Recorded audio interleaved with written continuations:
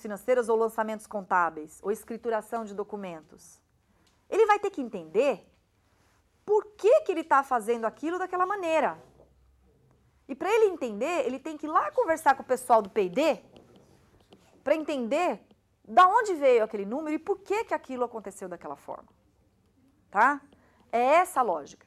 Aí a pergunta é, gente, mas vai virar uma bagunça, né? Como é que eu vou fazer para ficar conversando com os meus colegas? Eu não vou trabalhar, vou ficar conversando o dia inteiro.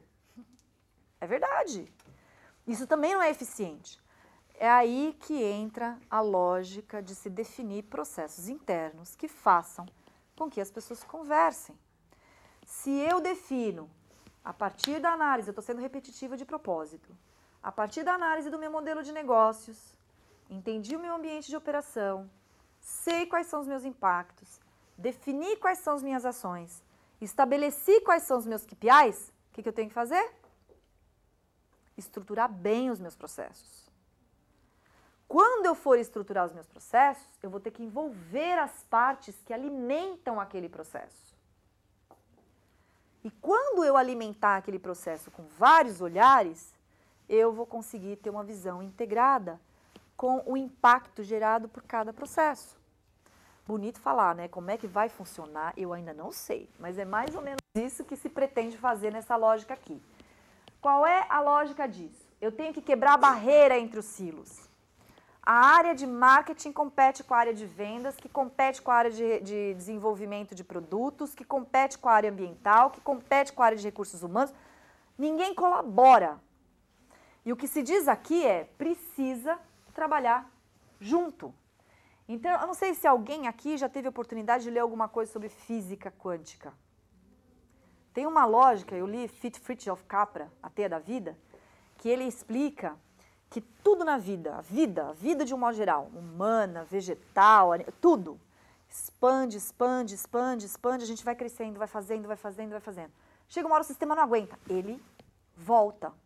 Então a minha percepção dentro do que a gente está vivendo agora é que a gente está começando a viver um momento de retração. E tem um professor também que eu adoro, que está sempre aqui na fé, que é Nassim Sachs, que defende sempre o fato de que a produção, principalmente na parte de agricultura, ela precisa voltar a ser local. O que significa? A gente foi ampliando, ampliando, ampliando, ampliando, não dá mais conta. O localmente começou a ficar interessante. Aí a gente vê países na Europa produzindo localmente, ganhando mercado, agregando valor. Tem alguma coisa estranha no meio desse processo, né? Então é só prestar atenção nessas coisas. Visão sistêmica é uma visão importante a ser adquirida quando a gente começa a falar desse assunto. Então, busquem informação sobre isso, tá? Pensamento integrado é a habilidade da organização em monitorar, gerenciar e comunicar toda a complexidade do processo de criação e de proteção de valor. E como isso contribui para o sucesso de longo tempo, tá? Como que, sob o ponto de vista de gestão, eu me organizo o suficiente para explicar para as minhas partes interessadas e principalmente para o meu investidor como eu realizo a minha atividade e os resultados disso. Ou seja, qual é o meu critério para tomada de decisão para gerar valor? Isso pode auxiliar investidores e outras partes interessadas a entender as organizações, olhando o desempenho passado, o desempenho atual e a resiliência futura. Resiliência é um termo emprestado da ciência ambiental, né? O quanto uma empresa consegue sobreviver quando ela vai lá deixando escasso o alimento que ela mesma precisa para poder se manter viva, tá?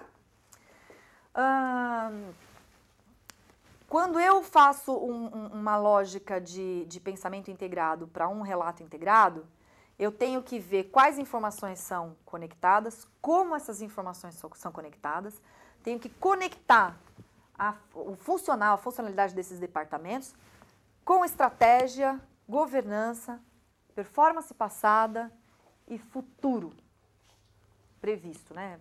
Estimado ou projetado. Desempenho passado, desempenho atual, resiliência futuro. Não é nem desempenho futuro, é como eu consigo me manter ao longo do tempo gerando valor, tá? Aqui eu tenho os elementos do conteúdo, que a gente tinha dito já anteriormente, usado essa mesma figura para falar de princípios. Se eu tiver que pensar agora num relatório, eu preciso necessariamente trazer no conteúdo todas essas coisas que estão aqui. Então eu tenho que olhar, tenho que pensar, de novo, minha visão de negócio, minha missão, meu modelo de negócio, o meu contexto de operação, política e economicamente falando, porque isso traz reflexos. Se eu tenho uma empresa de infraestrutura no Brasil e estou implementando, desenvolvendo obras na África, como que será que é desempenhar na África? A estrutura legal lá é muito mais pobre do que a estrutura legal aqui. Lá é muito comum as empresas brasileiras, e eu sei disso porque a gente conversa, quererem fazer como fazem no Brasil e não conseguirem porque o país não deixa. O que significa isso em termos de risco para essa empresa? Tá? Oportunidades e riscos, modelo de negócio, desempenho, modelo de negócio no centro, panorama de futuro, estratégia e alocação de recursos e governança. Ciclo de relato. Vamos lá. Todos aqueles temas, imagina que aquilo seja capítulos de um relatório. Eu necessariamente tenho que fazer análise de ambiente de negócio, eu vou olhar estratégia, eu vou olhar modelo de negócio, eu vou ver contexto operacional, eu vou ver governança e eu vou fazer uma análise crítica das minhas partes interessadas. Eu não vou só listar as minhas partes interessadas. Eu tenho que entender o impacto que eu causo sobre elas e os efeitos que ela pode causar sobre mim, tá? Eu tenho que fazer uma análise de materialidade olhando aspectos econômicos, ecológicos e sociais. Eu tenho que fazer um gerenciamento de processo de relato, pensando em objetivos, medidas ou metas, KPIs, os indicadores, gerenciamento e relato e gerenciamento de mudança. Quem foi que me perguntou sobre você aqui atrás? Você falou de mudança de mentalidade. Tem uma coisa na gestão, que já existem técnicas para isso, de se promover gestão da mudança. A gestão de mudança dentro de um processo de relato requer uma transformação desses processos, dessa cultura. Então, cada vez mais a gestão de mudança vai ser necessária. Avaliação e controle. Bacana. Definir quais são os meus indicadores. Estou gerenciando, eu tenho que monitorar. Se eu não monitoro, como é que eu vou contar para o meu investidor como eu estou performando? Eu gerei valor? Eu destruí valor? No caso, talvez, aí de uma empresa de celular? Eu vou ter que fazer essa análise. Quem está no Brasil participando, aliás, empresas piloto no mundo, vocês assistiram a aula com o professor Nelson, vocês tiveram uma ideia geral de como que a plataforma está organizada, né? Vocês viram que tem muitas empresas lá. Até 2 semanas atrás, havia 100 empresas participando ativamente como piloto. O que é piloto? Elaborando o seu primeiro, o seu segundo modelo de relatório. Mas um relatório que partiu de um processo de relato. Que tudo isso que a gente falou antes de chegar aqui, tá? O Brasil é o 3º país que aderiu a esse movimento. Ninguém entende por que o Brasil está sempre lá sorrindo. Na época da GRI também, né? O Brasil estourou lá fazendo... E depois a gente fica para trás. Eu não sei o que acontece com a gente.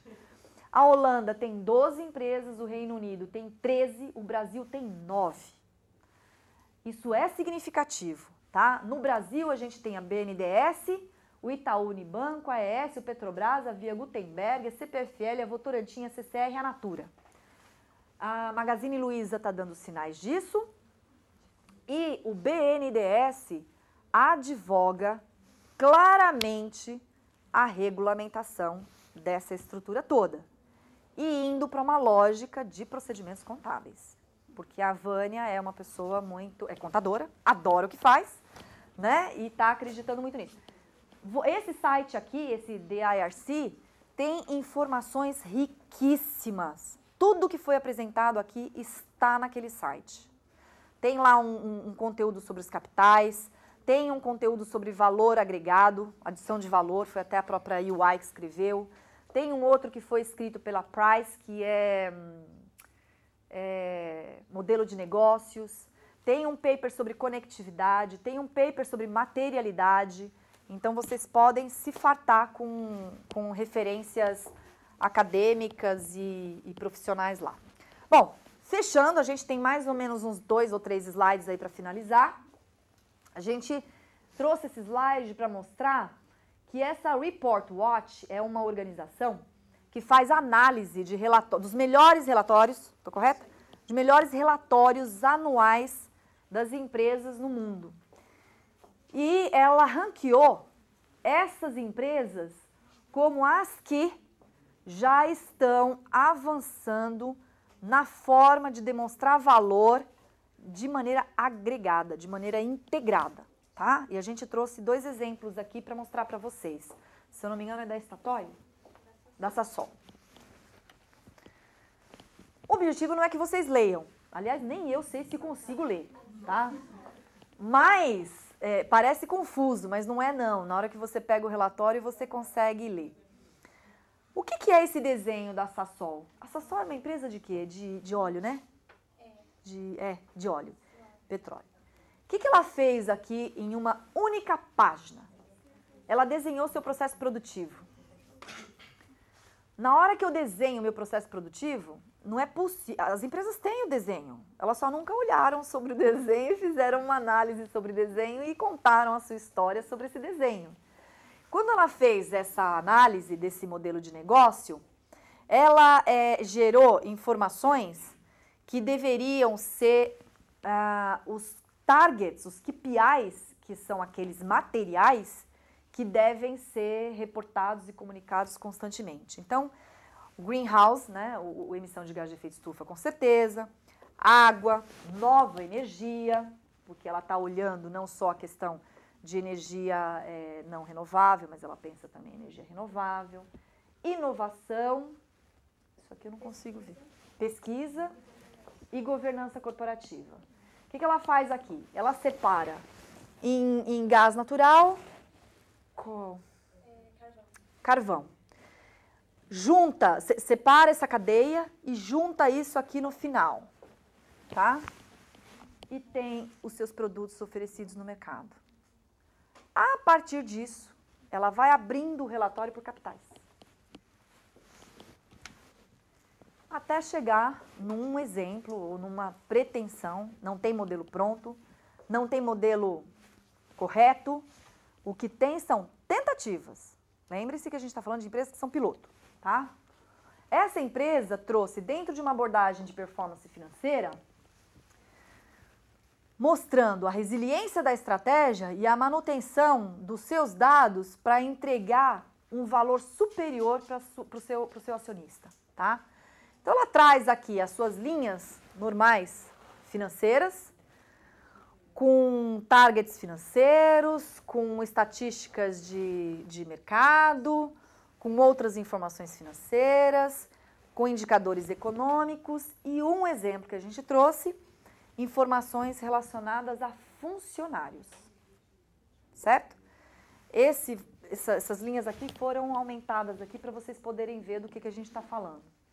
A gente tem os indicadores econômicos e essas informações de funcionários, com o número total de funcionários, o custo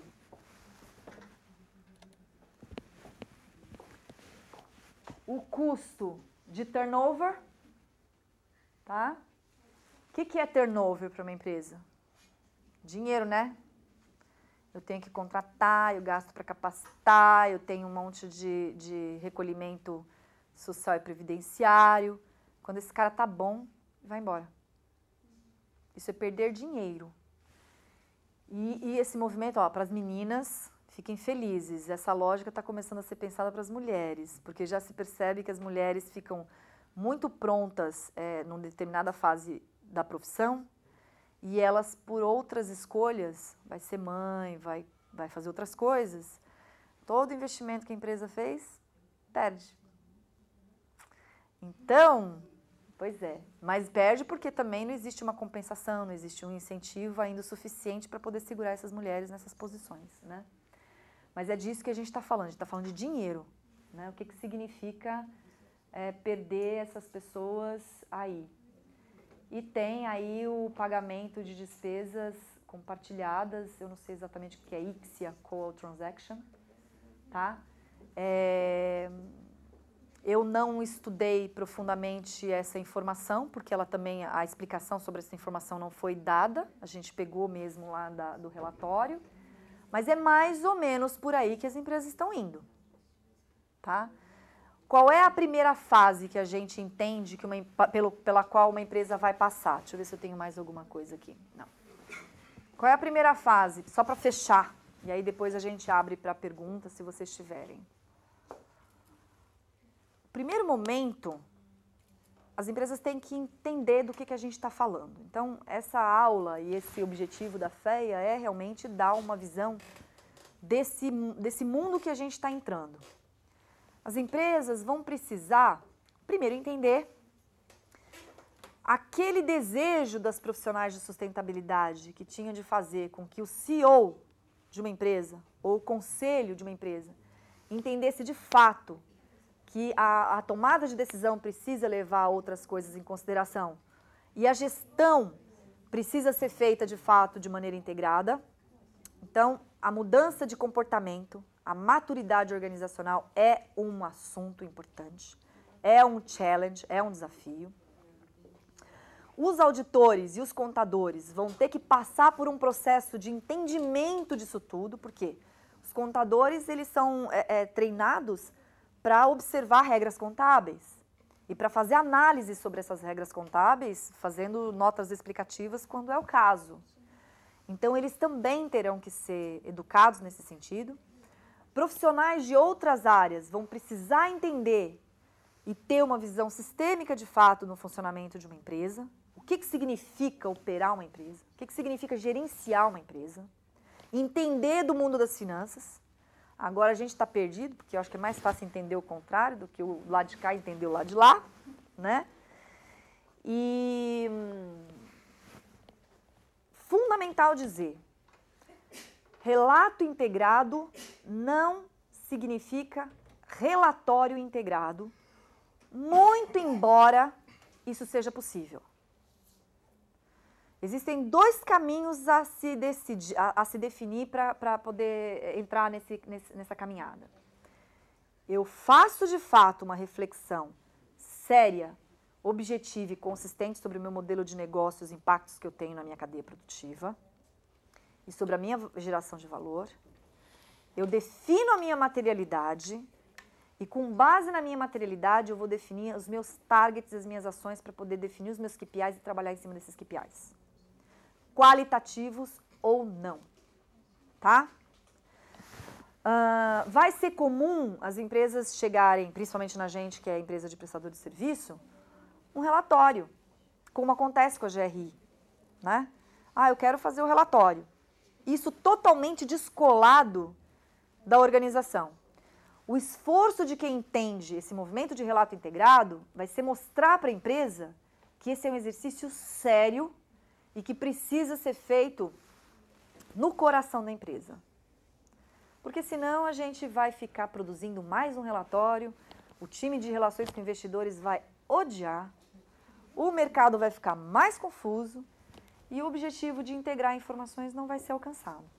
Então é fundamental que aqueles que vão estar envolvidos nesse processo influenciem para que isso não seja apenas uma peça de comunicação. Porque se for, vai ser um desperdício enorme. Era isso, gente.